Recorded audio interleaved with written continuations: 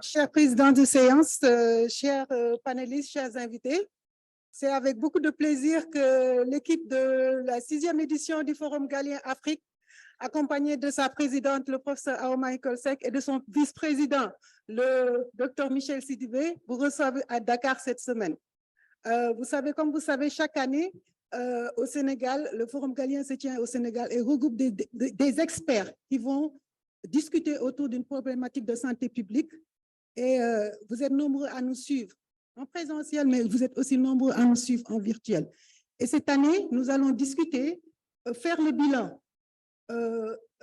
dire notre vécu, sortir des recommandations sur les maladies non transmissibles, qui est le thème de cette année. Après 2 journées consacrées aux jeunes qui ont parlé de leur contribution sur la lutte contre les maladies non transmissibles, nous avons accordé cette journée aux vaillantes femmes qui vont nous dire comment elles aussi, elles comptent contribuer ou comment elles ont contribué dans la lutte contre les maladies non transmissibles.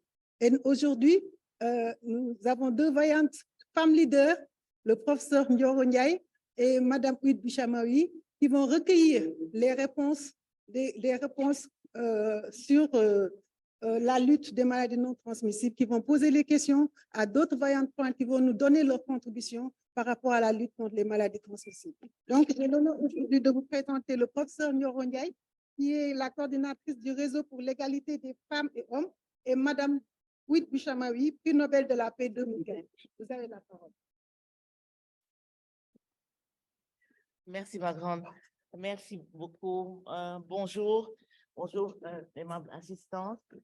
Je voudrais saluer, bien entendu, toutes celles et tous ceux qui ont pris sur leur programme et sur leur journée pour venir partager quelques idées avec nous pendant cette heure et demie qui nous est réservée dans le programme de Galien Afrique.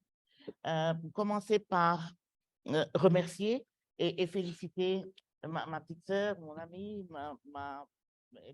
on n'est même pas promotionnaire à son mari en réalité qui nous a coachés quand nous étions sur les bancs de la fac de médecine. Donc Eva, le ministre d'État, Eva Marie Colsec, que tout le monde connaît sur tous les fronts de la santé publique. Je voudrais saluer mes collègues aussi de l'Académie des sciences et techniques de Dakar, de la République du Sénégal, et tous ceux qui sont venus à travers l'Afrique pour partager avec nous ces moments d'échange extrêmement importants pour l'amélioration des conditions de santé en général de nos populations. Je suis avec une petite sœur aussi que je découvre de la Tunisie, impressionnante par ses titres, parce qu'elle est prix Nobel également, et malgré son jeune âge, c'est vrai que c'est ce qui m'a le plus impressionné quand je vous ai vu, et vous dire bienvenue. Je voudrais dire la bienvenue également à Awa Dia, que nous connaissons dans le cadre du partenariat et des cofinancements des programmes de santé en Afrique. Enda avec Gisali, n'est-ce pas? Merci d'être là. Daouda également. Je pense que à tous les deux, mais surtout Daouda qui essaie d'équilibrer un petit peu le genre dans ce panel. Et c'est bien au moins que tu sois là, parce qu'il faut que nous soyons tout le temps deux, les hommes et les femmes, à faire avancer les causes du développement dans nos différents pays. Notre jeune fille ou jeune sœur aussi de l'Égypte, elle est anglophone. Welcome, most welcome, Ina. And you will have to take the floor in English if you wish, and so we will translate accordingly. OK? Très bien. Alors, nous sommes donc ravis. Je ne cite pas vraiment mes collègues de la salle, je les reconnais tous et je vous dois en vos grades des qualités, je dois vous saluer. Mais je salue surtout les femmes. Je vois beaucoup de femmes dans la salle. C'est vrai que c'est un forum de femmes. C'est un forum sur les femmes, par les femmes et avec les femmes. Mais ça n'empêche pas que ce forum aussi soit partagé avec les hommes parce que les décisions que nous espérons voir sortir de ces échanges-là devraient être implémentées ou mises en œuvre par et les hommes et les femmes ensemble si l'on veut changer la donne dans nos systèmes de santé. On est donc ravis de co-présider cette séance et d'être associés à notre sœur donc de la Tunisie. Et le thème de notre rencontre est le leadership féminin et les maladies non transmissibles en Afrique. Et ne serait-ce que ce titre reflète la grande priorité que revêt une telle problématique dans tous nos pays, les pays de l'Afrique, pas seulement au sud du Sahara, mais la composition de la salle vous montre bien que l'Afrique du Nord et le Moyen-Orient sont également concernés. Alors, permettre à tous de vivre en bonne santé et promouvoir le bien-être de tous à tout âge sont des conditions essentielles au développement durable. Telle est comment on nomme l'objectif 3 des ODD. L'accès aux soins de santé pour tous est l'un des défis auxquels il nous faut trouver des solutions, car la moitié de la population mondiale ne dispose toujours pas de services de santé de base. Les systèmes de santé de nos pays en voie de développement, en particulier ceux de l'Afrique, sont encore fragiles. Aussi, en plus des problèmes d'ordre structurel et organisationnel que vivent quotidiennement nos systèmes de santé, eh bien, les autres maladies déjà endémiques, telles que les maladies non transmissibles, comme le cancer, les maladies cardiovasculaires, les insuffisances rénales, la malnutrition, entre autres, perdurent et réduisent les performances des systèmes de santé, je l'ai dit, déjà bien fragiles. Le cancer aussi, bien entendu, et le diabète en font partie. Lors de la pandémie à COVID-19, les femmes étaient en première ligne face à la crise, non seulement en tant que professionnelles de la santé, mais aussi en tant que pourvoyeuses de soins, innovatrices, organisatrices communautaires, car elles constituent 70% des travailleuses de la santé et des soins sociaux. Et pourtant, elles demeurent sous-représentées dans les espaces de prise de décision et là où s'exprime le leadership, car elles ne constituent au niveau mondial que 30% des leaders dans le secteur du management de la santé. La crise que nous venons de vivre a mis en évidence l'importance primordiale des contributions des femmes et le fardeau disproportionné qu'elles portent. Et un de nos jeunes frères ici, Gallo Diop, le professeur Gallo Diop, l'a admirablement illustré à l'ouverture du forum des jeunes. Les femmes donc qui dirigent des organisations comme celles qui sont autour de cette table ont montré leurs compétences, elles ont montré leurs connaissances et de leur réseau émanent des plans de lutte et de relance face à différents types de pathologies, en particulier les MNT. Aujourd'hui donc, plus que jamais, chacun d'entre nous reconnaît que les femmes apportent des expériences, des perspectives, des compétences différentes, ainsi que des contributions irremplaçables en faveur des décisions et des politiques et des lois qui fonctionnent mieux et qui profitent à nous tous. Alors, nous sommes là ce matin pour pouvoir parler de leadership et chez les femmes, mais également de la contribution de ces femmes avec cette carapace et ce caractère de leader dans la résolution des problèmes conséquents au MNT. Nous allons voir, je vais demander à ma co-chair d'introduire le panel et de présenter nos panélistes et nous commençons par les questions. Nous en poserons deux. Une première pour un tour de table, différente quand même pour chacun d'entre vous en fonction de vos spécialités. Et une deuxième qui sera davantage tournée vers les solutions. Nous sommes des femmes et la différence que les femmes doivent apporter dans le monde du développement, dans la gestion du développement en général, c'est l'efficacité, c'est ce leadership, c'est cette réaction directe que nous avons vis-à-vis des problèmes que nous vivons et surtout les solutions qui peuvent être communes à tous les membres de la société. Voilà, ma sœur, vous avez la parole. Merci beaucoup, cher ami. Permettez-moi tout d'abord de vous dire combien je suis très heureuse d'être encore une fois à Dakar, ici au Sénégal. Je me sens chez moi. Je tiens à remercier Madame la ministre d'État Awa Kolsek pour son invitation, pour sa persévérance, pour son vraiment travail pour faire réussir ce forum. Ce forum c'est la 6e édition. Et là, on rencontre des jeunes Africains, des femmes africaines, des scientifiques africains qui sont à la recherche de l'innovation, à la recherche de solutions.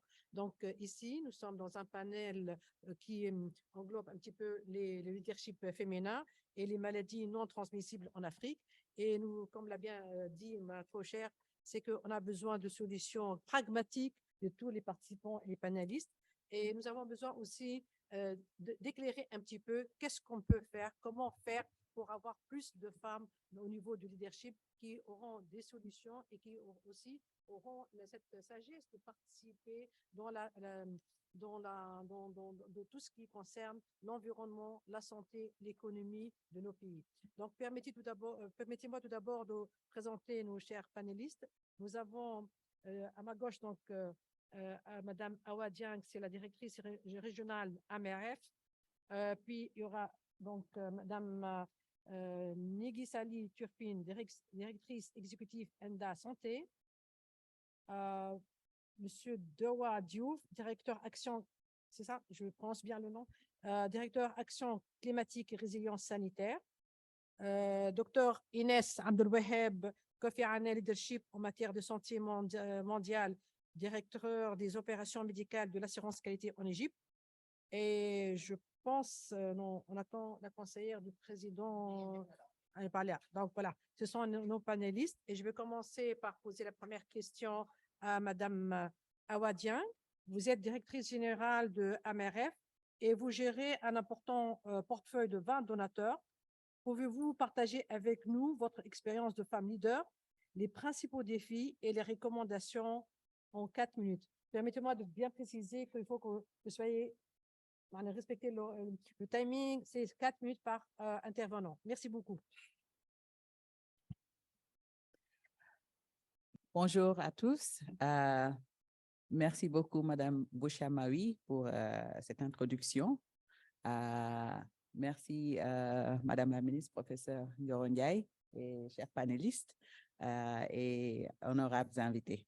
Je suis très ravie d'être ici et de prendre part à ce panel. Comme vient de le dire Madame Bouchamawi, je suis la directrice régionale de AMREF, Health Africa, le bureau régional de l'Afrique de l'Ouest. Et AMREF, c'est une ONG qui est basée au Kenya, qui a été fondée en 1957. Donc, c'est, je crois, la plus vieille ONG de l'Afrique.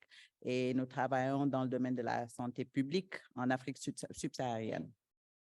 Nous travaillons sur plusieurs sujets, dont la santé maternelle néonatale infantile, la santé de la reproduction, le contrôle et la prévention des maladies, le renforcement des capacités et la couverture maladie universelle. Alors, pour en venir à votre question,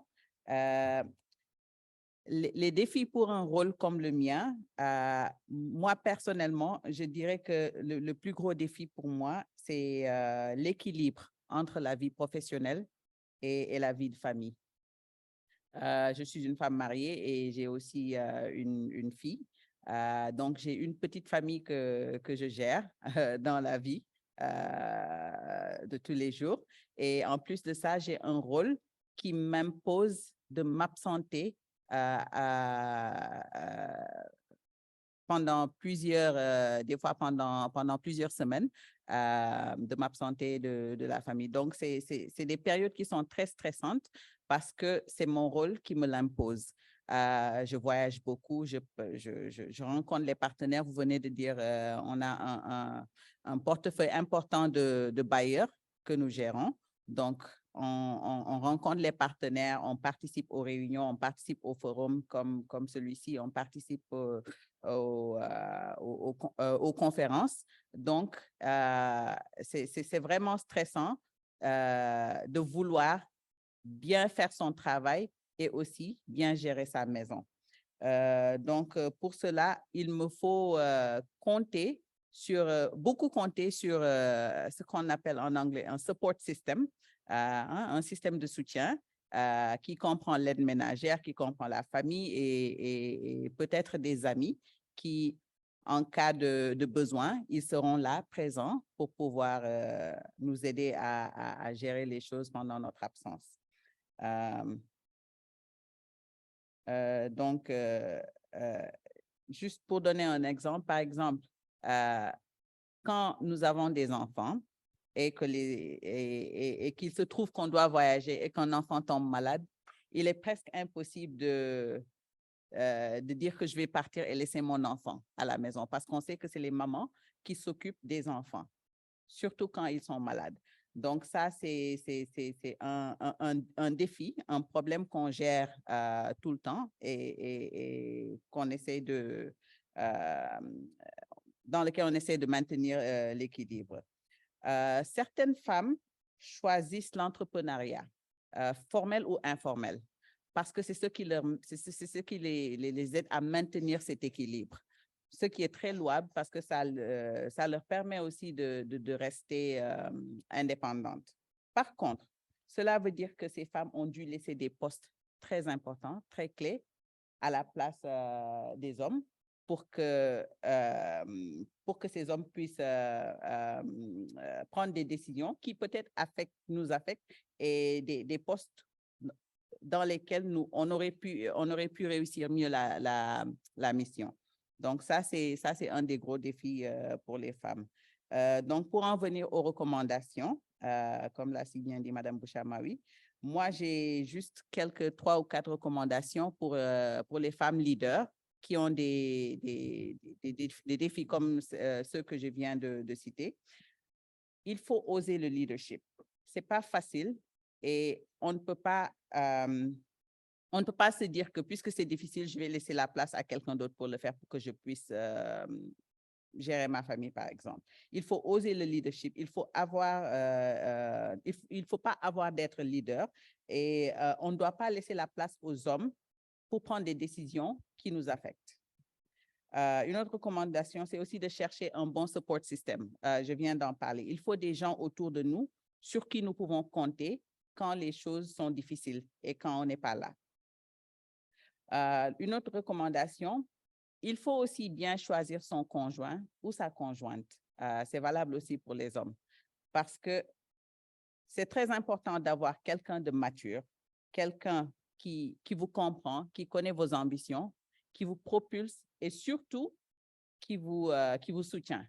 Je pense que c'est très important pour pouvoir avancer dans la vie professionnelle.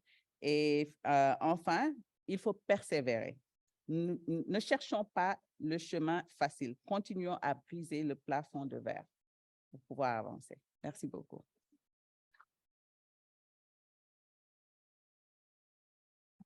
Merci, Awa, pour ces caractères qui manquent souvent à nos hommes, hein, à nos femmes, pardon, pour gérer. Mais j'aurais bien aimé avoir une idée de la manière dont tu gères le portefeuille.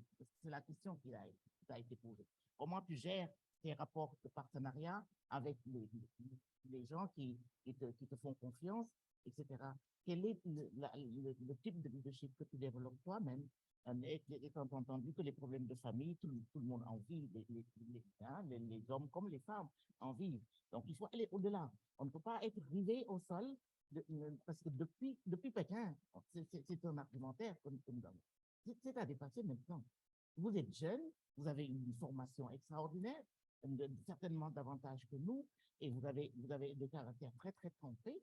On s'attend à ce que vous ne nous serviez pas ce type d'excuses pour ne pas faire le travail. D'accord? Maintenant, pour Mme Turpa, de Inda Santé, la première question qu'on me demande de vous... Pardon. Oui.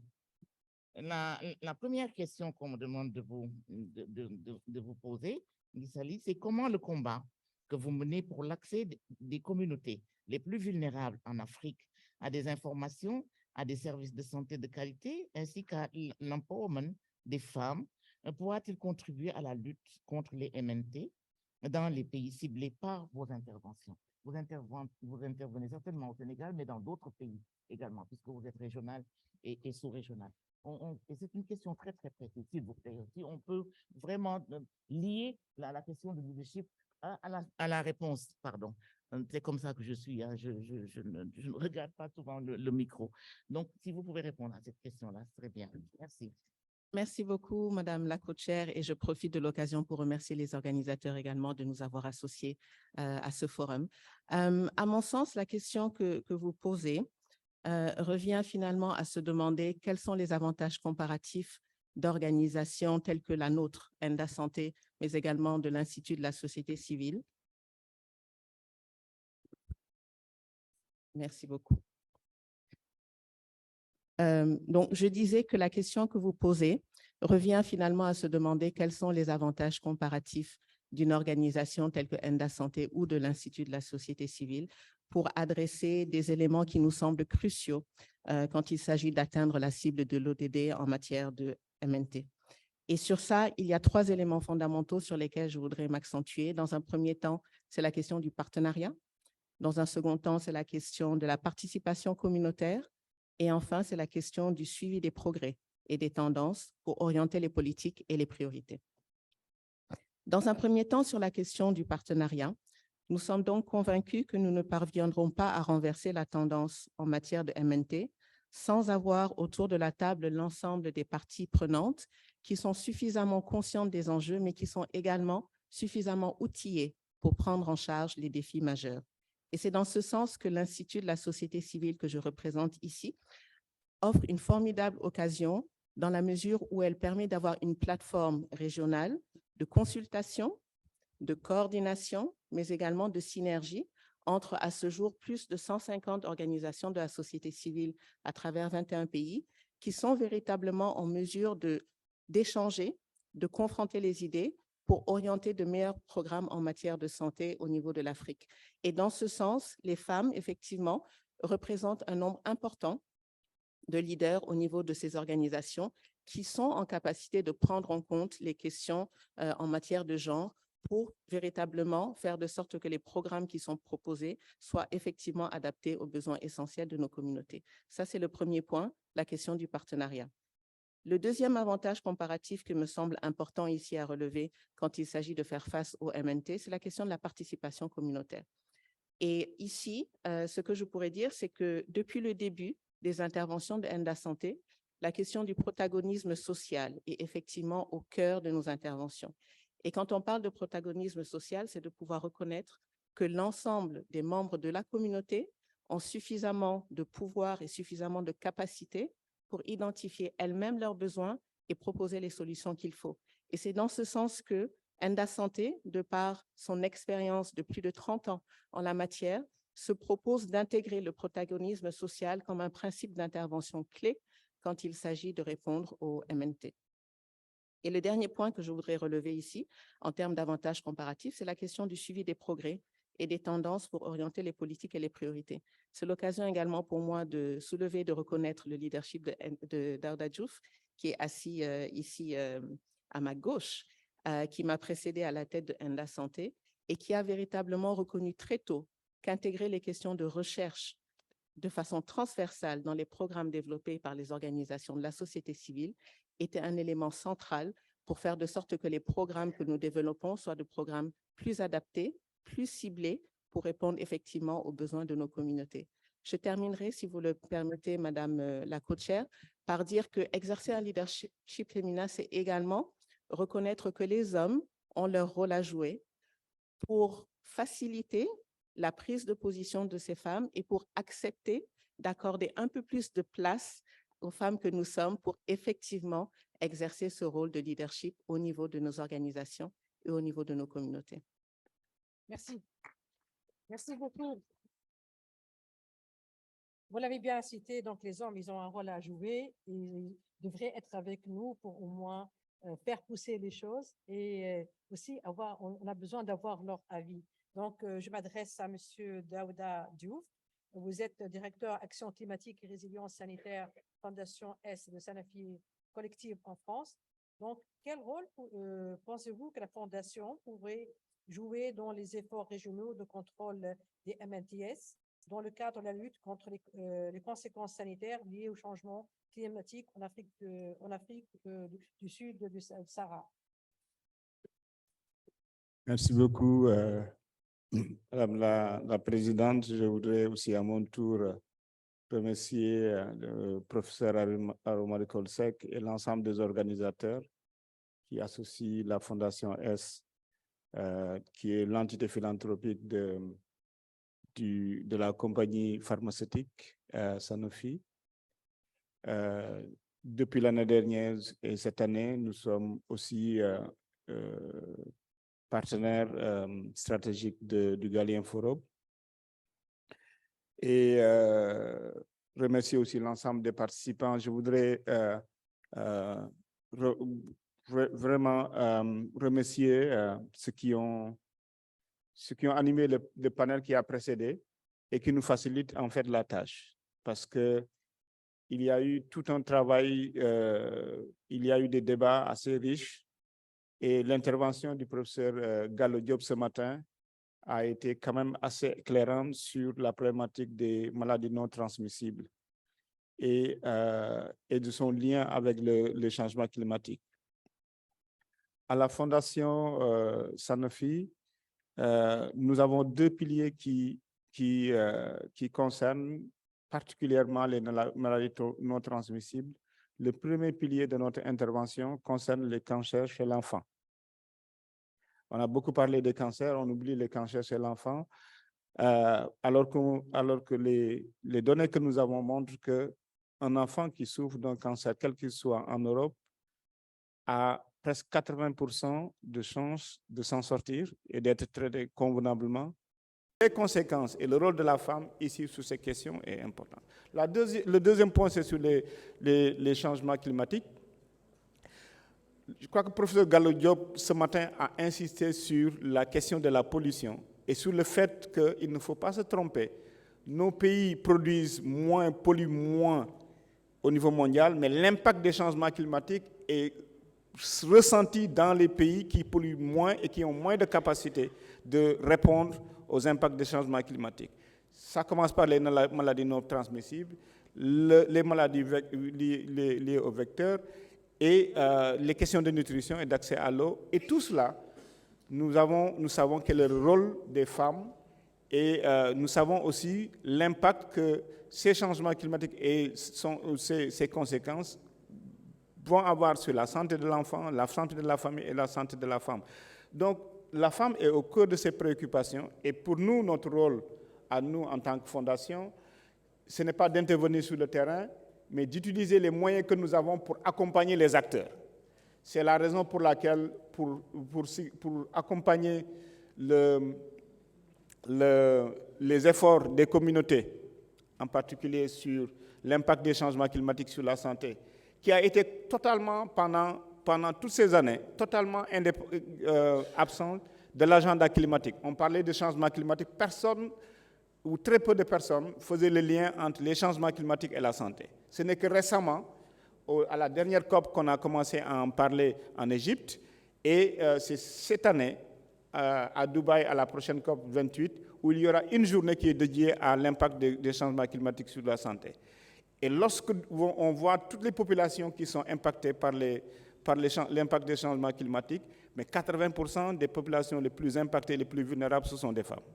Donc, toute action va directement toucher et concerner les femmes. Et lorsque nous avons fait un appel à projets pour recevoir des projets d'adaptation au changement climatique, et c'est triste de le dire, sur des projets reçus de 30 pays, on avait moins de 10% des projets qui étaient dirigés par les femmes. Donc, il y a véritablement un grand défi de mettre en avant le rôle de la femme dans la lutte contre l'impact des changements climatiques pour la santé.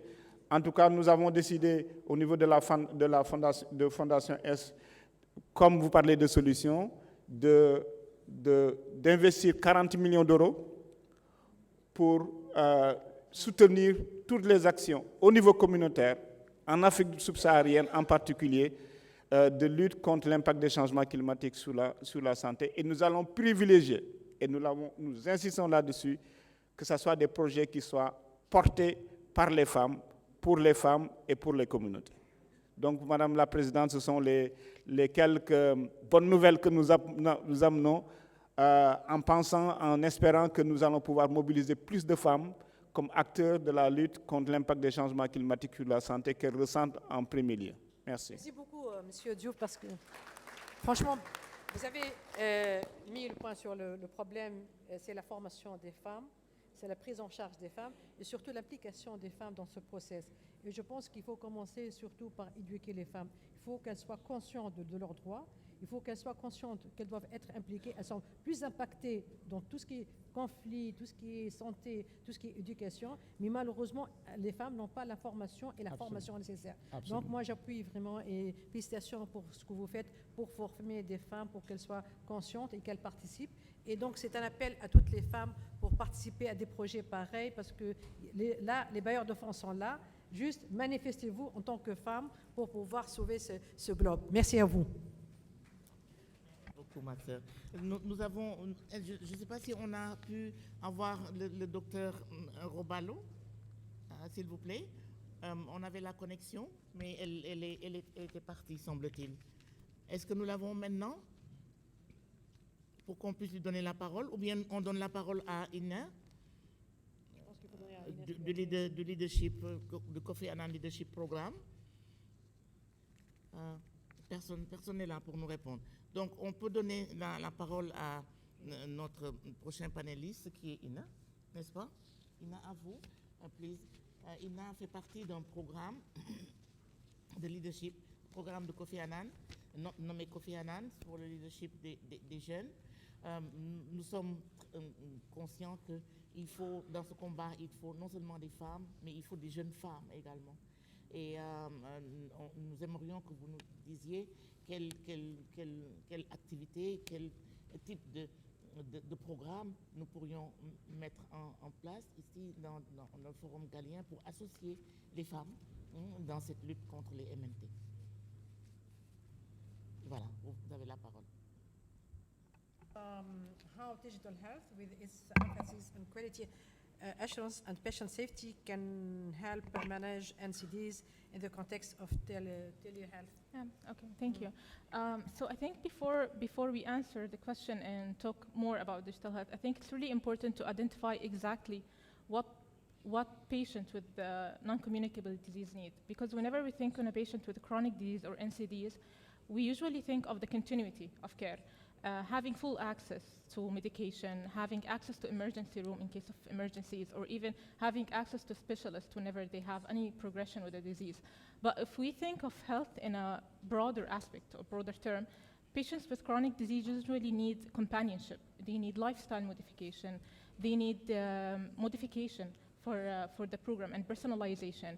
And in order to accomplish all this or prevent all this in a healthcare setting, even if we look at countries with a broader healthcare settings, it's quite difficult for them to implement a very comprehensive and specific and customized healthcare model for patients with chronic diseases. But I think with digital health, and when I say digital health, I mean wearable devices, telemedicine, mobile applications, even monitoring devices, I think we can achieve this at a very low cost in comparison to having a physical health facility that provides a very comprehensive and specific care model. I think digital health brings a very important feature that chronic patient needs, which is the customization. Because you can't have one plan that fits for all. You need to customize each care model for each patient according to the profile, culture, values, even gender preferences for different patients. With digital health, you can actually achieve all this by simply having different mechanisms to differentiate between different care models according to each patient, which is bring a very good aspect in terms of self-monitoring and empowering patients to be part of the care model and the management plan. Additionally, I think when it comes to, because we want to focus on the quality assurance, I think the best thing that digital health can do with quality assurance is reducing the malpractice and putting an emphasis on the evidence-based models. Digital health can simply, you can do different mechanisms to reduce malpractice when it comes to medication, prescription, drug-drug interaction, or even preventing medication from being prescribed to a certain group of people. We can also have the mechanism, what we call the clinical guidance supporting system, in which we have different mechanisms, and with the machine learning, we can guide physicians and doctors to certain diagnoses just to reduce the malpractice by collecting information about the patient, the symptoms, the profile. We can have all this data to the doctor so they can guide them to the best practice when it comes to managing chronic diseases. So I think in a nutshell, digital health can actually achieve a very comprehensive and personalized care model for patients with chronic disease, focusing on the self-monitoring and empowering patients to be part of the process and providing a continuous monitoring for the health indicators for them. Yeah, thank you so much. But I think it's, there is a problem is how we can provide all these devices. You know, there is a lack of finance and people, they do need maybe to have access all the information. They should also, they have this connection, internet connection. And maybe you need, I don't know if it's possible, I mean, how we can help and train women. They can use these devices and this technology and to be in contact, to be updated about all this information. Yeah. Actually, I think that's actually an edge, because with digital health and having features and maybe pictures and different things, you can actually address people with low health literacy to be able part of this. You don't really have to have them a very high-tech personnel. You can, with developing user-friendly mobile application, you can have pictures, symptoms, voices. So you actually help people and reach people with low-level health literacy to be part of the process more than having in a typical way. Thank you. Merci beaucoup, Ina. Je voudrais dire, Madame la Présidente, je voudrais vraiment qu'on insiste sur le fait de la disponibilité de ces outils pour les femmes. Non seulement leur formation, mais la disponibilité de ces outils. Et je sais que je me souviens, si je me souviens bien, Awa disait qu'elle était beaucoup plus à l'aise au plan professionnel en anglais. Awa, tu veux revenir un peu là-dessus? Toi, dans le cadre des partenariats, encore une fois, on attend à ce que vous nous disiez comment tu gères ces portefeuilles avec le leadership de femmes, la caractéristique que tu es, la sensibilité que tu as et surtout la proximité que tu as avec ces types de MNT dans ton travail quotidien. Et tu peux parler en anglais si tu veux aussi. Hein. Mais pour la salle, oui, mais ils n'ont pas de traduction. Il n'y a pas de traduction. Ok, donc fais-le en français s'il te plaît. Ok, merci beaucoup professeur d'être revenu sur cette question. Alors, en tant que femme leader et quelqu'une qui a été formée dans un pays anglophone, j'ai un type de gestion qui est peut-être un peu différent de ce qu'on a eu à avoir à Amref Afrique de l'Ouest dans le passé, parce que je suis quelqu'une qui est orientée vers les résultats. Donc, dans ma façon de faire, je mets beaucoup plus l'accent sur les résultats dans la gestion de nos projets. Et aussi, pour avoir travaillé avec beaucoup de partenaires, avec beaucoup de bailleurs, j'essaie toujours de me mettre à la place du bailleur dans les projets que nous mettons en œuvre. Qu'est-ce que ces bailleurs cherchent quel est l'objectif de ce bailleur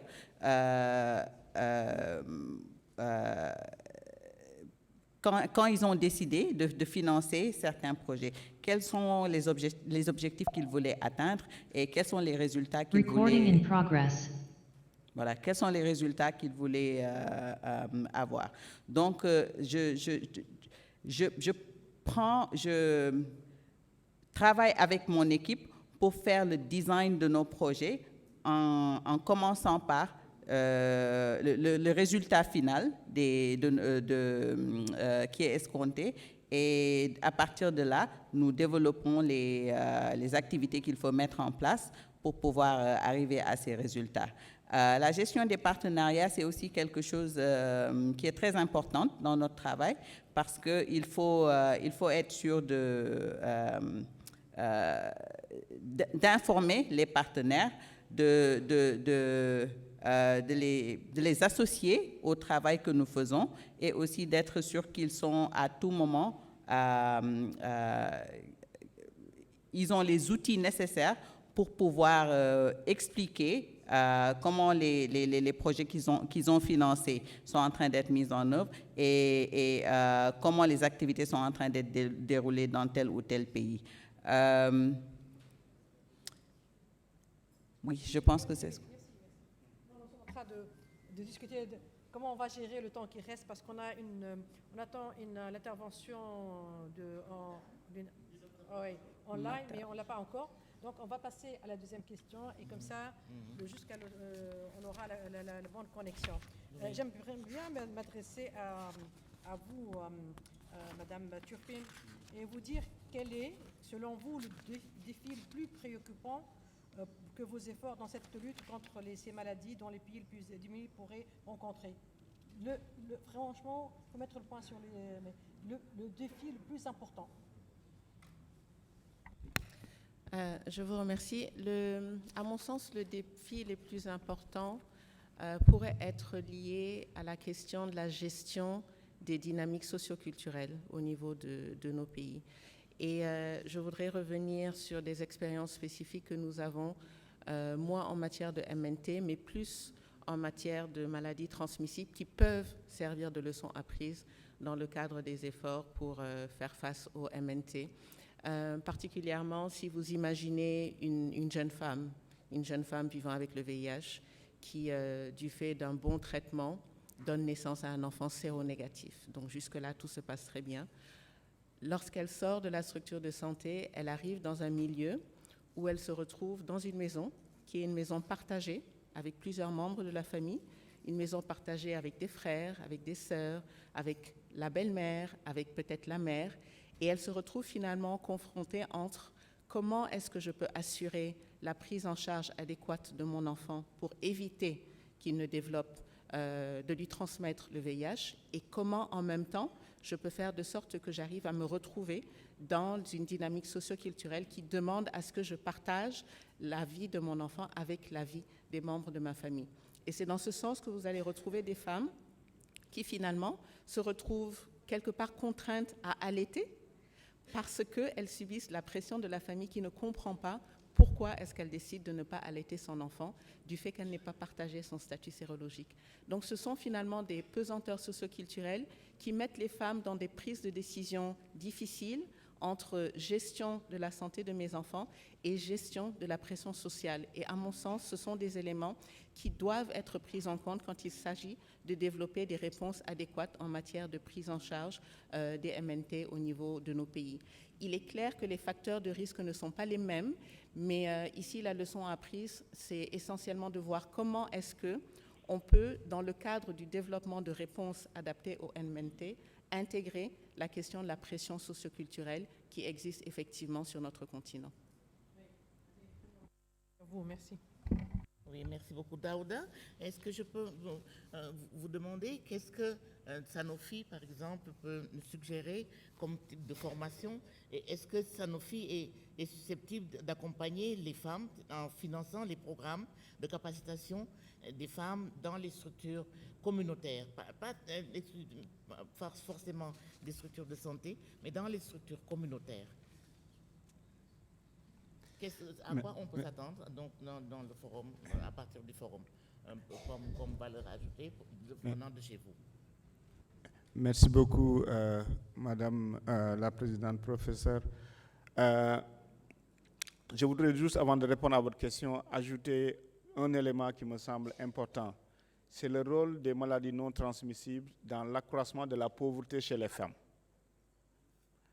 Parce que autant les changements climatiques accroissent la pauvreté parce que limitent les moyens de survie des populations, créent des situations de vulnérabilité à travers la désertification, les inondations que nous connaissons ici, les maladies qui peuvent être des conséquences des changements climatiques. Mais lorsqu'il y a une maladie non transmissible dans une famille, soit ça exacerbe la pauvreté ou créer les conditions de vulnérabilité de cette famille, et donc ça accroît la pauvreté, en particulier des femmes, parce que ça a un impact direct sur le budget familial. Voilà, pour les maladies cardiaques, le diabète, etc., les insuffisances rénales, les professeurs en ont parlé ce matin. Madame la Présidente, contrairement à beaucoup d'autres organisations, ce que nous avons privilégié, et c'est peut-être une des raisons pour lesquelles j'ai rejoint la fondation Sanofi, c'est de dire on ne décide pas des priorités à la place des populations. Première chose. Deuxième chose, l'identification des gaps et des modalités de renforcement des capacités doit découler des besoins qui ont été identifiés et de la place des acteurs sur le terrain. Nous privilégions dans nos interventions les interventions communautaires, portées par les communautés, en direction des communautés et qui vont bénéficier aux communautés. Donc, 90% de nos financements vont à des interventions, à des formations ou des renforcements des capacités au niveau communautaire. Encore une fois, c'est quelque chose de très important et je crois que Madame Turpin en a parlé tout à l'heure. Et c'est qu'est-ce que nous pouvons tirer des expériences de la lutte contre le sida, par exemple, et de la lutte contre le paludisme. C'est la place centrale des interventions communautaires. J'en parlais hier avec le professeur Salissao pour dire il ne faut pas qu'on rate une opportunité extraordinaire pour tout ce que nous avons à faire, que ce soit sur le climat, sur les maladies non transmissibles, etc. C'est de se dire on a 30 ans d'expérience avec des résultats palpables. On a vu comment nous avons réussi la lutte contre le sida dans des pays notamment comme le Sénégal grâce à l'intervention communautaire. On a ici des scientifiques, des médecins connus, des professeurs qui sont à la fois des professeurs à l'hôpital de clinique, mais qui sont aussi des acteurs communautaires et qui ont réussi à pouvoir faire ça, qui peuvent s'asseoir autour des acteurs communautaires sous l'arbre à faire des conversations communautaires. C'est comme ça que nous avons décentralisé et rendu accessible la santé, démédicalisé la santé. Encore une fois, le défi, je pense, des maladies non transmissibles de la démédicalisation et la décentralisation et l'utilisation des acteurs communautaires, et 80% ou plus des acteurs communautaires, c'est essentiellement des associations de femmes, des groupements de femmes. Nous avons privilégié cela. Nous avons le rôle d'une fondation aussi, c'est de soutenir ces dynamiques.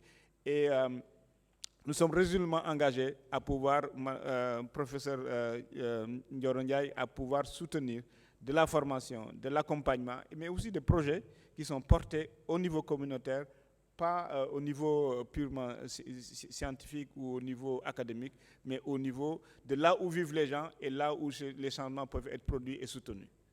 Merci. Oui, je pense, si vous permettez. Oui, elle est en ça rejoint ce que vous avez dit tout à l'heure, c'est que pour donner les mêmes chances de survie aux enfants africains, donc on a besoin de ressources. Et les ressources sont aussi importantes pour la formation, pour le suivi et pour aussi avoir les médicaments nécessaires. Donc là, il y a peut-être aussi un appel aux entreprises pour qu'elles jouent leur rôle en RSE, pour qu'elles soient plus impliquées comme fait donc la fondation Sanofi. Oui. Donc on a besoin franchement d'avoir toutes ces multinationales, toutes ces grandes entreprises, de leur engagement pour faire pousser les choses et pour aussi subvenir aux besoins des communautés. Merci à vous. Oui. C'est à retenir pour le Forum Gallien. Je crois que ce serait important que le Forum Gallien génère une réflexion là-dessus et mette en place des plateformes de coopération. Pour les femmes, c'est des réseaux, par exemple, que nous proposons. Mais je crois que notre sœur, Robalo, est en ligne. N'est-ce pas? C'est ce qu'on a vu tout à l'heure. Est-ce que la cabine peut nous dire pour qu'on lui donne la parole?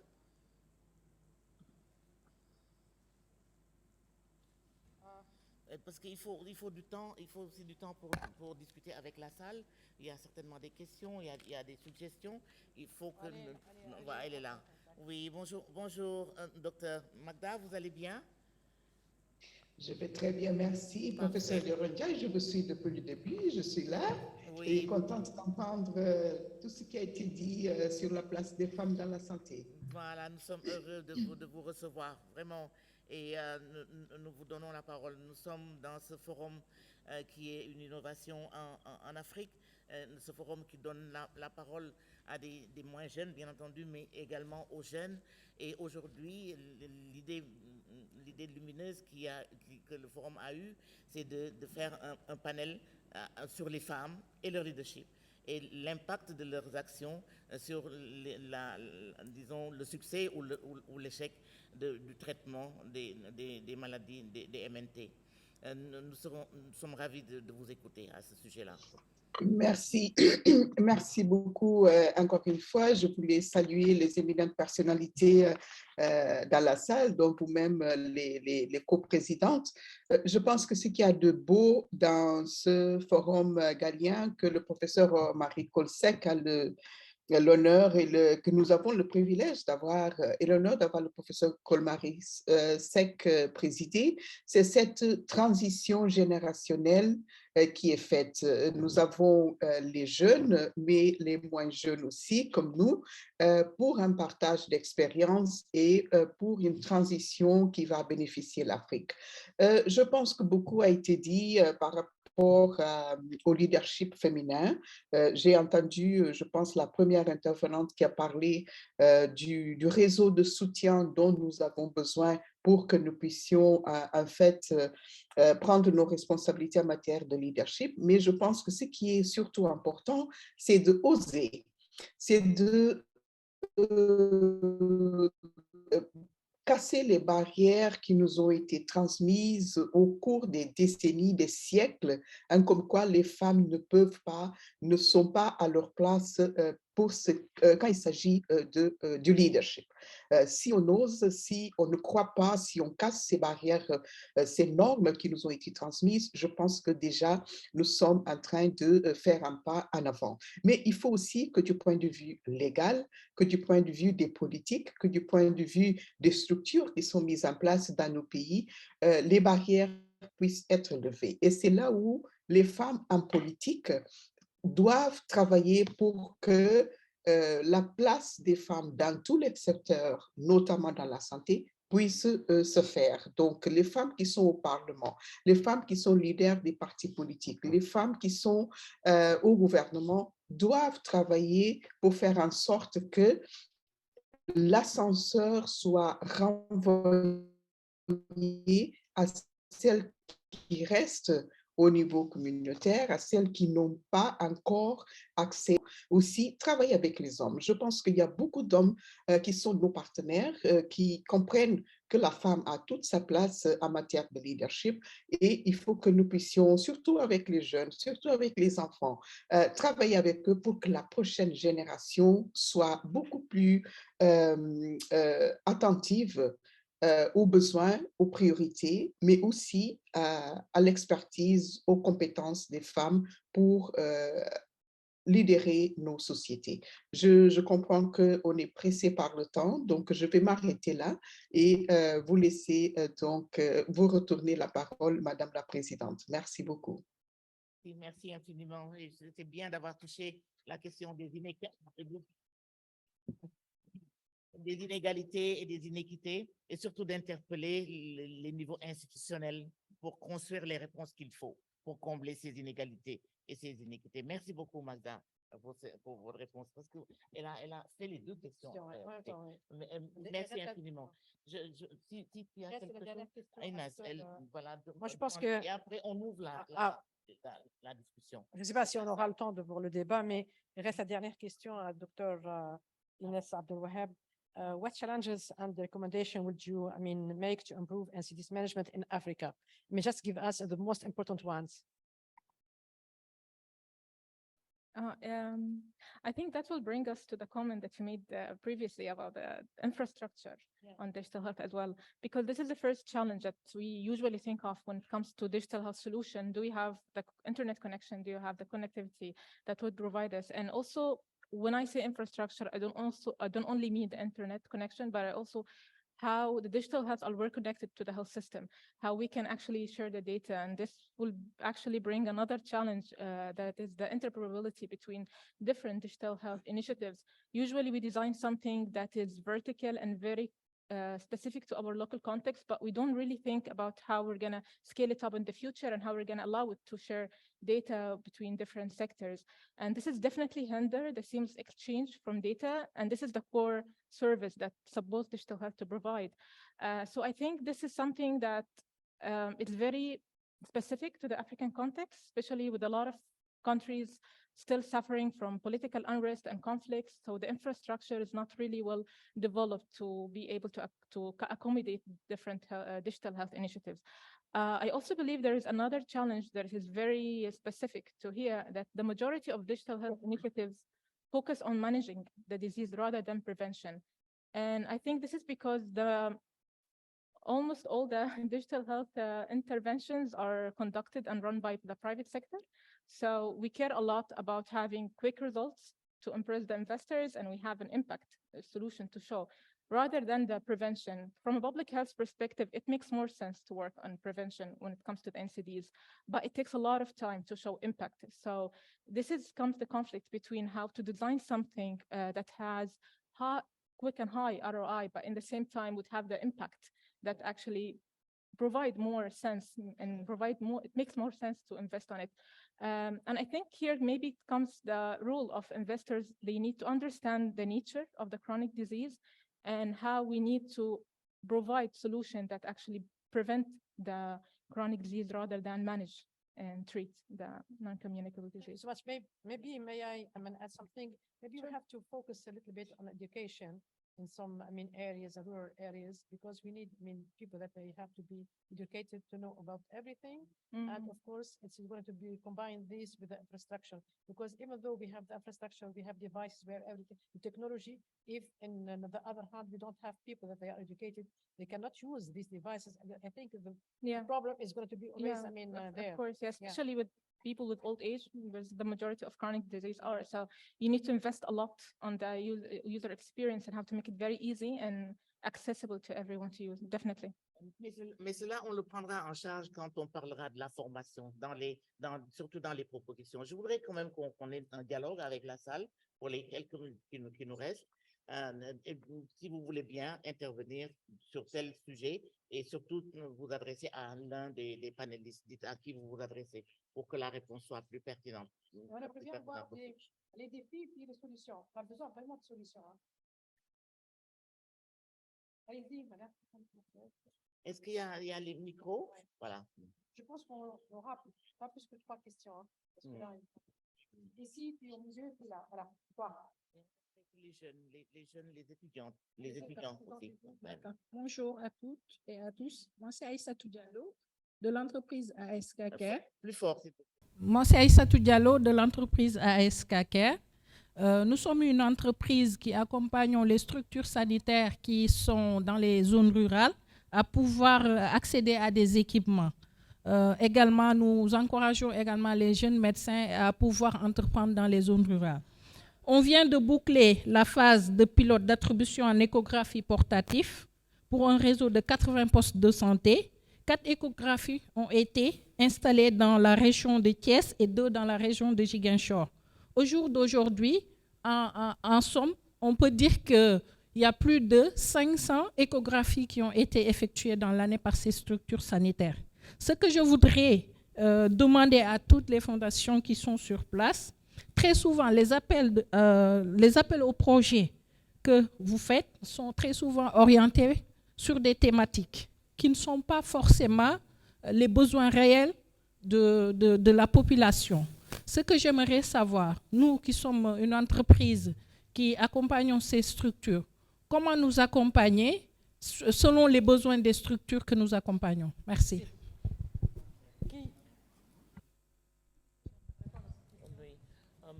Moi, je pense que Daoud peut répondre. Moi-même, je peux répondre. Je crois que vous rapprochez du système de santé normal, le système de santé institué par le gouvernement, c'est-à-dire au niveau des régions, au niveau des départements, des arrondissements et même au niveau de la santé communautaire, des structures de santé communautaire. Je pense que les responsables des hôpitaux ou les responsables des services de santé dans la salle peuvent vous apporter également un élément de réponse. Mais travailler en synergie avec l'organigramme qui est en place, avec le personnel qui s'occupe de la gestion du système de santé à tous les niveaux, je crois que c'est le meilleur moyen. Si vous voulez sauvegarder d'abord les outils que vous avez, parce que c'est de l'argent, c'est des investissements, et il faut pouvoir s'en occuper, il faut sécuriser ces équipements-là, et il faut que ce que vous proposez rentre dans le système de santé, dans la gestion du système de santé global. Je sais qu'à une époque, nous avions eu à le faire. Je pense que mes plus jeunes collègues de la fac ou de l'académie peuvent aussi vous confirmer. Il y a eu des succès, il y a eu certainement des relâchements, mais il est certain que si on ne fait pas les choses normalement, on a toujours des risques de ne pas avoir de résultats. Ces investissements-là doivent absolument être additionnés aux investissements normaux de l'État. Et à ce moment-là, vous verrez quel impact l'utilisation de ces outils vont avoir sur la population. Merci. Oui, c'est ici. C'est ici, s'il vous plaît. Je voulais faire une contribution. Nous sommes des agents de l'Agence nationale de la couverture maladie universelle. Mon nom, c'est Ndiaye Issa. Je suis du service de partenariat et je m'occupe du projet 1 million de femmes dans la SEMU. L'objectif de ce projet, c'est quoi? Contribuer un peu à ce que M. Diouf a dit par rapport à la résilience. Le président de la République a récemment initié 2 projets, c'est-à-dire comment aider les femmes qui sont entrepreneurs à être autonomes, mais aussi prises en charge lorsque ces femmes sont malades ou leurs enfants sont malades, comme le cas qu'il a expliqué. L'objectif de ce projet, c'est quoi? Essayer d'inscrire, d'enrôler le maximum de femmes dans la couverture maladie universelle, c'est-à-dire leur permettre de se soigner si elles sont malades ou si leurs membres de famille sont malades, pour que les économies que ces femmes utilisent dans leurs micro-projets ne soient pas source de financement de l'achat des médicaments, de l'achat des soins. Donc, nous avons actuellement un projet pilote qui a fait toutes les régions du Sénégal, et nous avons, avec le parrain ministère de la Femme, développé ce projet pilote pour tester le modèle économique, mais aussi le modèle de financement. Parce que l'objectif que le président a eu sur ça, c'est que ces femmes puissent elles-mêmes cotiser, mais cette cotisation ne doit pas être quelque chose qui va leur handicaper. Donc, on a trouvé un modèle de financement à partir de l'épargne. Mais aussi, ce projet est testé sur 5 régions. Et sur 5 régions, on est à 2 phases actuellement. On a fait les phases de sensibilisation, des phases de renforcement de capacité pour les sensibiliser sur les résiliences économiques, mais aussi les risques santé. Et actuellement, nous avons terminé la sensibilisation, il nous reste les formations et les phases d'enrôlement sont en cours. Une fois que ces phases d'enrôlement sont terminées, le président de la République avait donné instruction à notre ministre, Mme Gueye, ministre de la Femme, et à notre directeur général, Bokar Mamadou Daf, de mettre en place des cartes biométriques. Ces cartes, leur objectif, c'est quoi? Toute femme qui bénéficie de ces crédits puisse être enrôlée dans le SEMU, c'est-à-dire pouvoir se soigner, et pouvoir aussi bénéficier des formations, comme on a dit, renforcement de capacité avec 3 FPT, avec l'ADER et autres. Donc, c'était pour montrer aussi qu'il y a des politiques que l'État a mis en place pour prendre en compte ces femmes qui sont entrepreneurs, mais aussi qui sont des sujets potentiels aux risques maladie et autres risques qui peuvent être des handicaps ou autres contraintes à leurs activités économiques, bien que ces femmes sont aussi des entrepreneurs. Je vous remercie. Merci beaucoup. C'est parfait. Je voulais juste dire à la dame qui vient de parler que là où le bas blesse en général, c'est la communication. Vous savez, on ne restitue pas assez ces efforts que vous faites les uns et les autres, y compris au niveau du gouvernement, la jonction du ministère de la Santé et du ministère de la Femme pour dans un terrain qui leur est commun, pour lutter contre la pauvreté, pour aider à la santé des populations, il faut que le Forum Gallien, je souhaiterais que le Forum Gallien trouve une plage pour donner une réponse, pour esquisser des réponses, pour créer des synergies, pour que les populations comprennent que c'est des efforts communs de plusieurs structures qui se mettent ensemble. Mais on veut les résultats, on veut que les populations parlent. La jeune dame qui vient de parler, je pense qu'après la réunion, nous pourrions vous voir. Il faudrait que le Forum Gallien puisse capitaliser sur ce que vous faites pour aller plus loin. La dernière question à vous. Non, elle est tombée. Est-ce qu'il faut aller manger, donc, je pense, puis il y a d'autres panels, oui. Donc, ce sera la dernière, oui, vas-y. Ce sera la dernière. Oui, bonjour tout le monde. Je suis Nyanya Gay de... Allô? Bonjour. Oui. Oui, je suis... C'était juste... Madame. Ah, d'accord. Je suis Madame Gay de l'Association des donneurs de sang du Sénégal. Je voulais venir à Madame Aïssatou Cissé dans l'exemple qu'elle a donné tout à l'heure, en parlant de la mère séropositive qui a donné un enfant sain. Et puis, par le poids social, a été obligée de donner le sein à l'enfant, au risque même de lui transmettre ce virus auquel il a échappé à la naissance. Là, je posais la question, est-ce qu'il ne faudrait pas peut-être une formation à ces femmes séropositives qui donnent naissance à des enfants sains, le comportement qu'il faut avoir après la naissance pour que cet enfant puisse vivre sans le virus. Merci beaucoup. Oui. Moi, c'est juste... je suis acteur communautaire de prévention, président national des acteurs communautaires.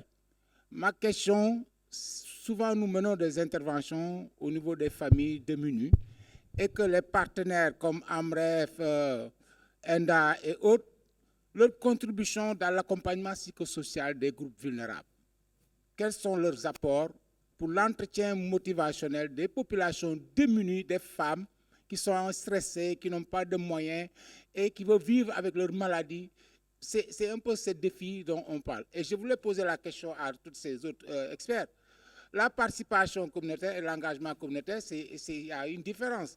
Parce qu'au niveau de la politique de santé communautaire, il y a des acteurs communautaires de soins et de prévention qui sont dans des cases et que beaucoup de partenaires ne financent pas des interventions. On va financer des groupements qui sont dans l'intervention communautaire. Et ceux-là qui sont des ASC, qui peuvent même accompagner dans les soins palliatifs, comment ces partenaires pourraient voir accompagner ces réseaux des acteurs communautaires de prévention. Merci beaucoup. On va donner la dernière question, monsieur, puis on va donner aussi le temps aux panélistes de répondre aux questions. Mais allez-y. Okay, thank you very much. My question is straight to the point, please. Yes, very simple. I'm Wandu Bakala from Ethiopia. I'm asking, our leaders agreed to provide 80% of NDCD with the proper treatment, 100% without feeling any financial burden. But as you can see, we are about 7 years to go. Why not we follow experience of like Philippines when they raised excise tax on unhealthy diet, tobacco, alcohol, sugary foods, trans fat, and what have you, and they increased the budget of Minister of Health 3 times, and they are not looking for donors. But in Africa, why are we shying, and why not we impose tax and to get the necessary investment my sister from Egypt is talking about, and Amref and everybody is talking about? Why are we shy when you have our own resources at our own disposal, looking for donors and others? Thank you. On donne la parole aux panélistes. Vous voulez répondre? Allez-y.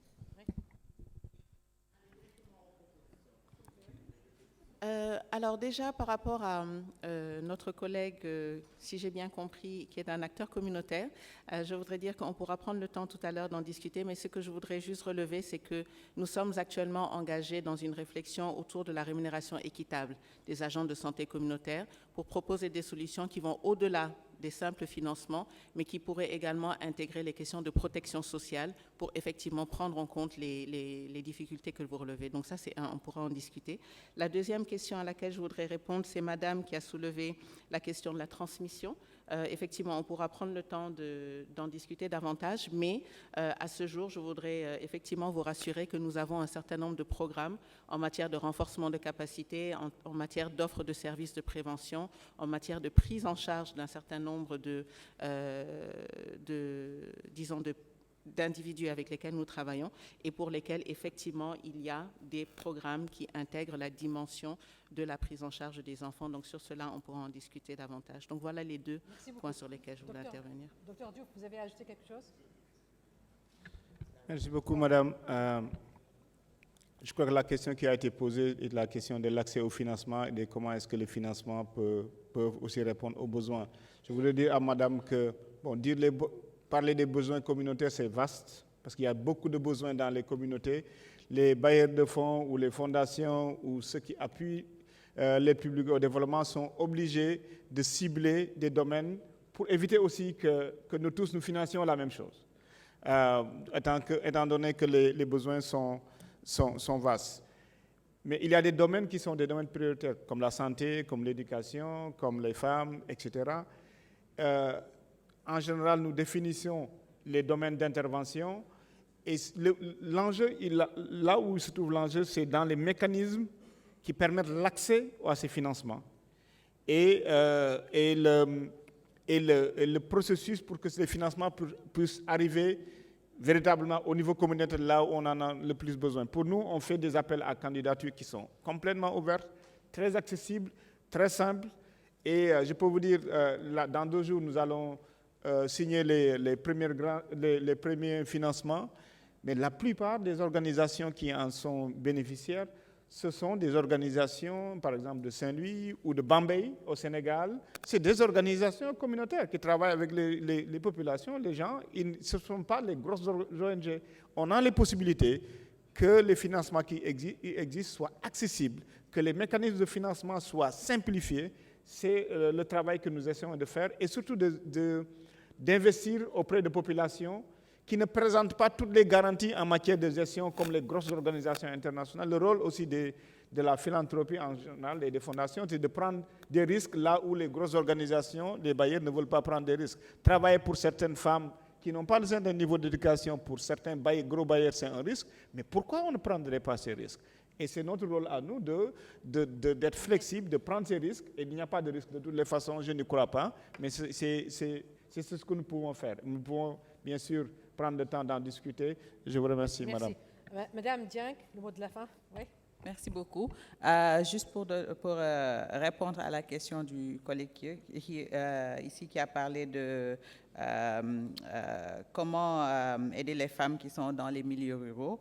AMREF a beaucoup travaillé dans le sud du Sénégal et aussi au niveau communautaire à former les femmes dans la transformation des produits locaux et aussi en leur remettant un petit financement pour leur permettre de lancer une activité économique qui pourra les aider à améliorer leur cadre de vie, et la gestion de leur famille. Donc, on pourra peut-être en discuter plus après. Et aussi, sur la couverture maladie universelle, nous travaillons sur le volet opérationnel qui est jusque-là un peu laissé en rade. Et donc, nous travaillons beaucoup avec les districts pour être sûr que l'implémentation arrive au niveau communautaire.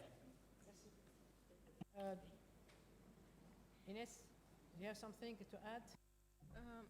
Yeah, I just want to agree with what I actually said, but I think the key important thing here is to have a political will from the state as well.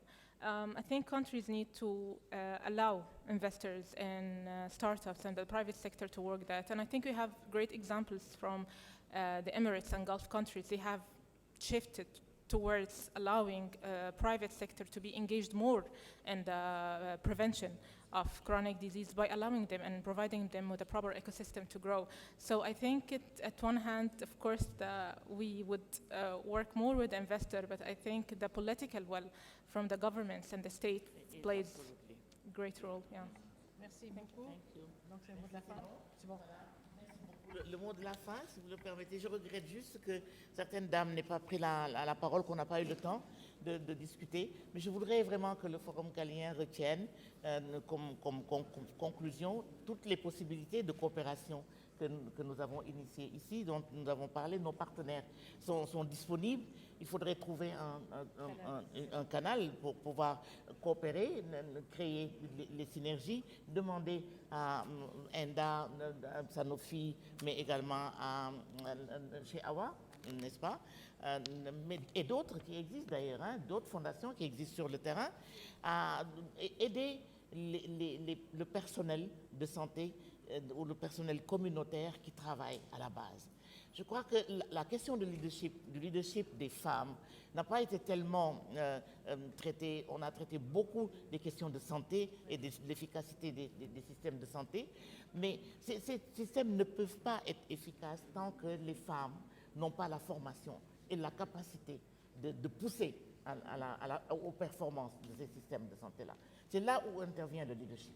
La question du leadership, c'est ce caractère qu'il faut forger auprès des femmes ou chez les femmes pour leur permettre de changer la donne et de diriger les choses. Donc l'inclusivité des programmes en mettant et les femmes et les jeunes, eh bien, il reste à faire, du travail à faire. Et je voudrais vraiment proposer au Forum Galien Afrique de prendre cela en compte, non seulement pour le Sénégal, mais c'est valable pour toutes les régions de l'Afrique en général. Et comme on les connaît tous, il n'y a aucune raison pour que nous ne travaillions pas là-dessus. Je vous remercie d'avoir été avec nous. On m'a dit qu'on a encore 14 minutes, donc on peut aussi... donc on nous a prolongé un peu la discussion, ça c'est bien. Moi, j'aimerais bien rajouter en tant que chef d'entreprise et en tant que femme aussi, et je soutiens ce que vous avez dit, Madame Turpin, il faut oser. Nous avons besoin de femmes qui osent, nous avons besoin de femmes qui brisent la glace et brisent les barrières pour être toujours des leaders. Et ça demande pas beaucoup, ça demande un peu de persévérance, ça demande aussi le soutien des maris, des pères, de la famille, ça demande bien sûr la collaboration et ça demande aussi la formation. Et je pense que nous avons tous besoin de political will, nous avons besoin de la volonté politique. Parce que sans la volonté politique pour mettre en place le cadre juridique nécessaire pour que la femme connaisse ses droits et que ces droits-là soient aussi égaux à ceux des hommes, la femme ne pourra pas progresser. Et je pense aussi que ça commence par l'éducation. Il faut qu'on éduque nos enfants, qu'ils soient aussi garçons ou filles, qu'ils soient traités de la même manière, que les travaux ménagères seront partagés, parce que c'est pour le bien de la famille, c'est pour le bien du pays. Donc, comme on a encore le temps, si jamais on laisse la parole à la salle, si jamais il y a d'autres questions. Et j'aimerais bien, s'il y a des expériences bien réussies qu'on a besoin, parce qu'on a dit tout à l'heure qu'il y a le canal de communication qui manque, donc on a besoin d'écouter des belles expériences qu'on peut partager un peu partout. Donc vraiment, on a besoin de vous écouter. Et j'aimerais bien aussi qu'on donne la parole aux jeunes. On aimerait bien écouter les jeunes parler. Donc c'est à vous, madame. Qui a le micro, s'il vous plaît? Il y a la dame qui... Oui, là, voilà, s'il vous plaît.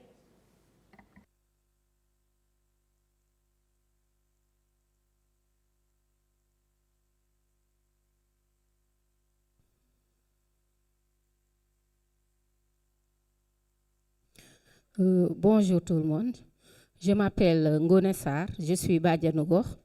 Donc, juste à propos des enfants nés de parents vivant avec le VIH. Donc, pour le travail que les Badianougor font, déjà c'est la promotion de la CPN précoce. Donc, que les femmes puissent aller dans les structures sanitaires pour les consultations prénatales trop tôt, vers les 7 semaines.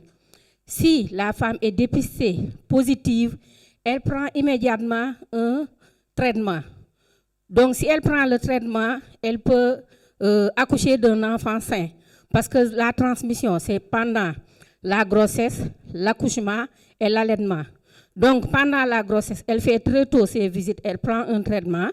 Pendant l'accouchement, promouvoir l'accouchement dans une structure sanitaire, parce que jusque-là, il y a des femmes qui accouchent chez elles.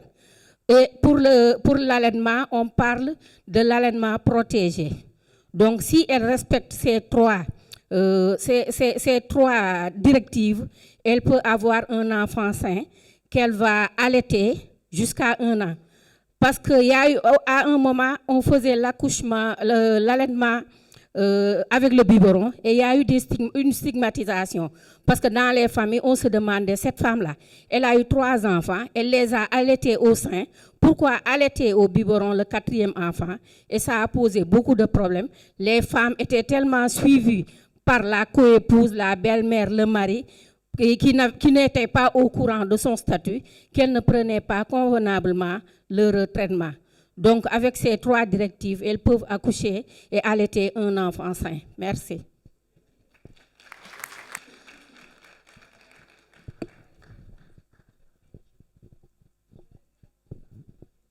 Bonjour. Salam alaikum. Moi, je suis Saint-Louisien. J'habite la région de Saint-Louis. Je suis Saint-Louisien d'abord.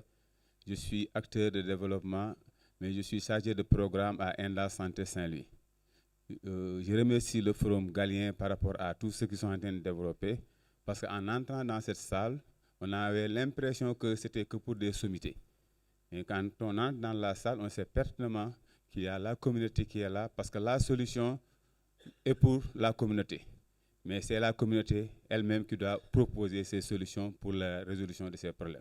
Je voulais juste partager une expérience de Enda Santé et Sanofi dans la région de Saint-Louis, dans un département, dans un village qui s'appelle Rao, où ils ont développé une stratégie qui s'appelle Yobuma Rao. Le Yobuma Rao, c'est vraiment l'accompagnement des femmes pour une bonne assistance des femmes. Quand la femme est en travail, quand la femme est enceinte, cette femme est accompagnée par la sage-femme qui fait des stratégies avancées, qui va dans le village pour faire la stratégie avancée, qui planifie par exemple la naissance de l'enfant, où le chef de village est impliqué, où le clan d'eau qui est dans le village est impliqué, le chef de clan d'eau qui est l'association des chauffeurs de Yobuma Rao, qui travaille autour de ce programme-là. Et ce programme-là accompagne les femmes à l'accouchement. Dès que la femme est en travail, le chef de village est informé, le Badjanougor est informé, on appelle le clan d'eau qui vient prendre la femme, qui l'amène au poste de santé. Elle ne paye rien par rapport à tout l'accouchement et c'est le clan d'eau même qui le dépose encore chez elle. Maintenant, le paiement se fait après parce qu'il y a eu l'union des groupements de femmes qui regroupe l'ensemble des groupements de femmes qui sont fédérés au niveau du village où la femme peut payer même cette facture-là sur 6 mois ou sur 7 mois. Parce que chaque le 9, les groupements de femmes se retrouvent ensemble. Et dès qu'elles se retrouvent, le CDS, le comité de développement sanitaire, vient pour dire que tel groupement de femmes nous doit 50 000 francs. Sur les 50 000 francs, il y a un Fatou qui doit 15 000 francs. Les Fatou va dire, ah, j'ai 5 000 francs. Maintenant, c'est le Diapelente Fadjou qui opère dans ça. Parce que tous les groupements de femmes sont financés par Enda Santé. Et dans le financement que tu as pour développer des activités génératrices de revenus, tu mets dans l'enveloppe financière 50 000 francs pour accompagner le Diapelente Fadjou. Et ce fonds de Diapelente Fadjou-là accompagne les femmes, par exemple, pour la prise en charge sanitaire. Donc, pour tout le poste de santé, c'est gratuit. Maintenant, si tu as une ordonnance qui va de 20 000 jusqu'à 25 000, c'est pris en charge au niveau pharmaceutique et c'est le comité de santé qui préfinance. La femme peut payer l'ordonnance sur 6 mois ou sur 5 mois. Même la femme prend en charge ses enfants et son mari par rapport à cette stratégie. Pour vous dire qu'aujourd'hui, la communauté est en train de s'organiser pour régler ses propres problèmes. Et ça, c'est grâce à Sanofi qui a accompagné Enda Santé et qui accompagne les communautés. Donc, c'est la communauté elle-même qui s'en charge. Elle l'a dit tout à l'heure, le professeur Ndioro Ndiaye. Ce forum-là doit permettre d'avoir des banques de données pour permettre d'échanger des expériences. Parce que les gens nous viennent de partout. Et ces expériences-là peuvent servir à d'autres. Les autres aussi, Marocains ou Tunisiens ou autres, peuvent avoir des expériences sur lesquelles nous pouvons partager parce que c'est de cela que nous allons régler les problèmes de la santé. On parle là toujours de maladies non transmissibles. Si on n'a pas la bonne stratégie d'implication de la population, de participation de la population, on n'aura pas à régler les problèmes. Je ne vais pas être long. Je vous remercie. Merci beaucoup. Merci. Oui, allez-y. Il faut se battre pour avoir la parole. Donc, allez-y, levez-vous et puis essayez de vous accrocher.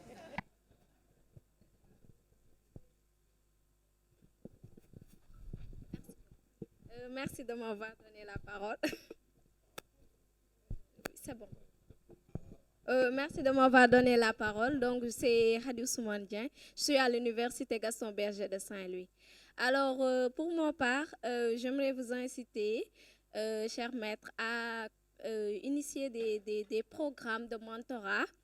Il y a un programme de mentorat que j'ai participé qui est Elle pour Elle, donc Elle comme Elle d'oiseau pour les jeunes filles, quoi.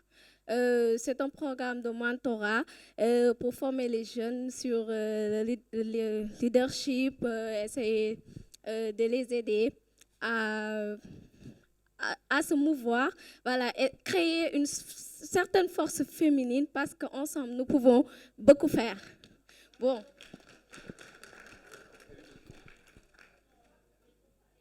Ma fille, il ne faut pas être timide. Explique ton idée jusqu'au bout et dis-le de manière très claire pour que tout le monde retienne ce que tu veux dire. D'accord. Donc, ce que je veux, c'est que le Front galien, quand on va sortir de ce Front-là, que prochainement, qu'on entend, pas seulement au Sénégal, mais dans les autres pays, on va créer ces initiatives de mentorat où on va sélectionner des jeunes filles selon certains critères, bien sûr. Et ce sera un programme de 6 mois ou 1 an. Chaque année, il y aura un groupe de jeunes filles qui vont être formées. Donc, ils vont créer cette force féminine-là. L'année prochaine aussi, d'autres auront l'occasion de participer. Bravo, il faut aller vers les partenaires. Il faut aller vers les partenaires pour demander des financements supplémentaires. Voilà. Oui, allez-y. Il nous reste Bonjour. encore 5 minutes, je pense qu'il y aura 2 autres questions après vous, madame. Voilà, Ouais. juste deux petites minutes. Je suis journaliste à la RFM. En parlant de... Voilà, je suis journaliste à la RFM, je m'appelle Awambay. Donc, en parlant de leader, j'évolue dans un groupe de médias leader, le groupe Futur Média, qui accorde une place quand même importante aux questions de santé. Aujourd'hui, Madame Yorandia l'a parlé, il faut aller vers la communication. Mieux l'information. Aujourd'hui, dans ce cadre, quand même, il faut que les messages sortent, aller vers les médias pour mieux expliquer aux populations, plus les femmes. Si on doit simplifier les messages, les femmes, elles sont concernées quand on parle de maladies non transmissibles, c'est important, mais aussi simplifier les messages. Si les femmes doivent cuisiner, comment cuisiner, les modes de cuisson, simplifier les messages. Les femmes dans les prises de décision, quand aller à l'hôpital donc, les questions de santé, c'est partout et tout le temps. Donc, au-delà de ces forums, de ces forats, si vous voulez, donc, aider un peu les spécialistes en communication ou bien des médias à avoir des messages clés pour pouvoir vulgariser les messages de sensibilisation. Parce que la prévention, elle est beaucoup plus importante. On compte sur vous, là, les journalistes. Ah oui, on compte sur vous. Donc, c'est à vous de déjà, nous ça, aider, c'est là. un premier pas. Je suis venue couvrir, mais à côté, quand même participer aux discussions pour des solutions. Tout à l'heure, vous l'avez dit, il faut des solutions et aller vers les médias pour plus d'informations à l'endroit des populations. Je rajouterais peut-être qu'il faut aussi interviewer certaines jeunes, donc de faire propager un peu leur expérience. Ça, c'est bien aussi. Essayez d'avoir des jeunes qui parleront de leur expérience. Donc, on donne la parole aux jeunes. Créer un groupe de travail, madame. Créer un groupe comme conséquence de ce panel-là. Créer un groupe de travail. Et je suis convaincue que les deux co-chairs du comité scientifique, que ce soit Gallo ou Magda, ils pourraient vous faciliter la tâche parce qu'il faut avoir un groupe de travail en communication. On ne communique pas assez sur les efforts que les gens font. Voilà. Alors, bonsoir tout le monde, j'espère que tout se passe bien. Moi, je m'appelle Agbetofana Dieudonné, je suis togolais, je suis de l'université Kadi Ayad de Marrakech au Maroc. Alors moi, je voudrais poser une question au professeur Amadou Diouf. Je veux savoir pour le financement de 40 millions d'euros dont il parlait, comment faire pour soumettre les projets que nous portons, que les jeunes portent, pour pouvoir avoir accès à ces financements.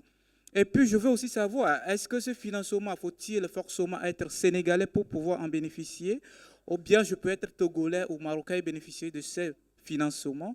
Et aussi, la dernière question, je voudrais savoir, est-ce que, pour la plupart du temps, ces projets sont adressés à des gens qui n'ont pas de moyens? Est-ce qu'il faut s'attendre à un retour de surfinancement, avoir des projets qui rapportent de l'argent ou bien c'est des financements sur œuvres caritatives? Merci.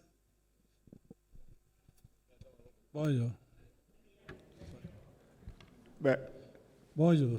Très concrètement, nous avons des domaines, changement climatique, cancer de l'enfant et d'autres domaines dans lesquels nous finançons, mais aussi longtemps que c'est dans ces domaines, les appels à projets sont ouverts à tout le monde et vous ne devez pas être Sénégal seulement.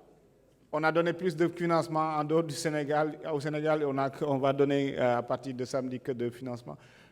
C'est ouvert à 27 pays africains. 27 pays, y compris le Togo. Donc, ce n'est pas et l'appel à projet est diffusé le plus largement possible. Si vous donnez vos coordonnées au Forum Gallien, toutes les personnes qui sont dans la liste des participants du Forum Gallien vont le recevoir. Et on compte sur vous pour le diffuser, utiliser les moyens de la digitalisation pour ça. Allez-y, Inès, c'était vous la parole. Yeah, I just have a question to the young lady with the mentorship question. I really want to thank you for this because I personally believe in mentorship, but you don't really need a structured program for that.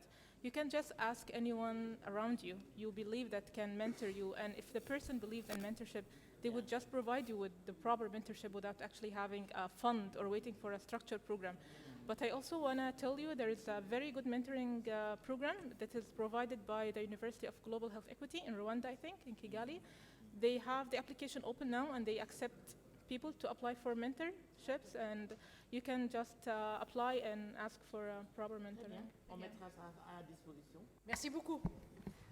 Donc, on n'a plus le temps, il est 13h pile, et donc on doit laisser la place aux autres là. Merci beaucoup, merci.